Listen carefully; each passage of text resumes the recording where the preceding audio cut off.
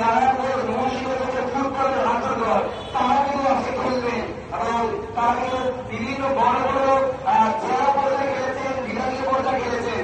আজকে তারা মাঠে আজকে তাদের ক্রীড়া নৈপুণ্য দেখাবেন। আমরা দেখতে পাচ্ছি হেড কোচ মোহাম্মদ আব্দুল কাদির ব্যাপারী তার নেতৃত্বে এই মুহূর্তে মাঠে প্রবেশ করছেন এবং উভয় দলের খেলোয়াড়দের দৃষ্টি আকর্ষণ করছে। প্লিজ আপনারা মাঠে চলে আসুন। এখন ব্যাপারীর দৃষ্টি আকর্ষণ করছি, আপনারা দ্রুত পরিষ্কার করে আমাদের মাঠে মধ্যখানে চলে আসুন। আমাদের অতিথিরা কিছু করে মাঠে প্রবেশ করবে।